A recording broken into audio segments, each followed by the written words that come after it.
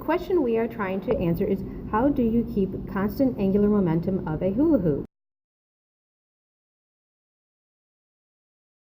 The definition of hula hooping is the steady parallel rotation of a hoop around a body segment with continual gyration of the hips. There are 3 biomechanical concepts for hula hooping. The first is angular momentum.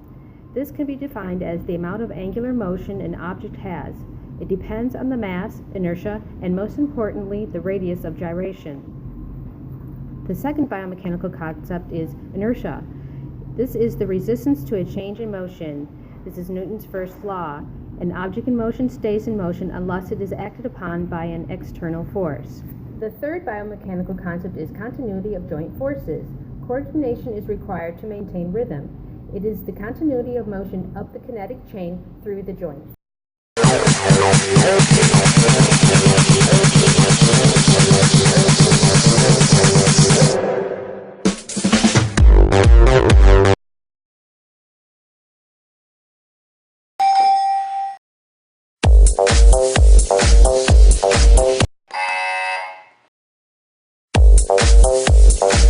And again.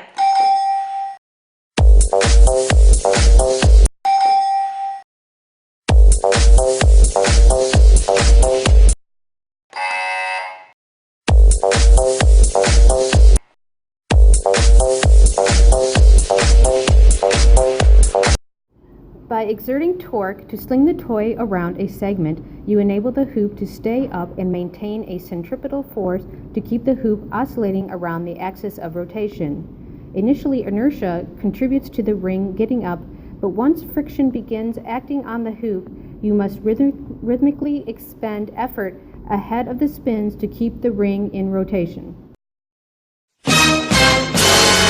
Completing the qualitative analysis, we asked the question, how do you keep constant angular momentum of a hula hoop? Also, the optimal perspective for viewing and hula hooping would be all 3, the sagittal plane, the transverse plane, and the frontal plane.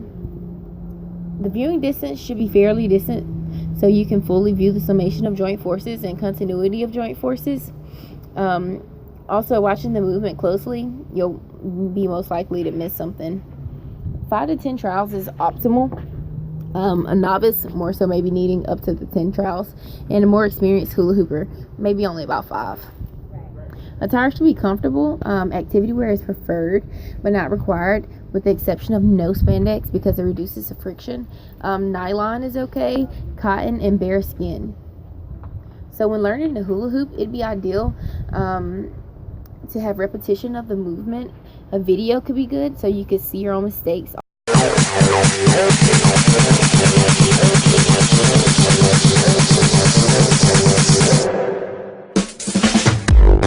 So the movement of hula hooping can be used in the future as a tool to indicate the level of coordination, rhythm, and balance an individual has. Upon being able to keep the hula hoop up and in motion for a certain length of time, the person will be scaled on a Likert scale that indicates their levels from 1 to 5, 1 being poor and 5 being excellent. And so with the ability of keeping the hula hoop up and in motion for up to 5 minutes, the closer you land to 5, your coordination, rhythm, and balance would be considered as excellent, and vice versa. The closer to being 1, it would be considered more as poor. So places to implement hula hooping, the hula hoop balance and coordination rhythm test would be rehab facilities, gyms, and schools possibly. Also, a qualitative analysis would be a quick and non-invasive way to gather information on someone's level of balance, coordination, and rhythm.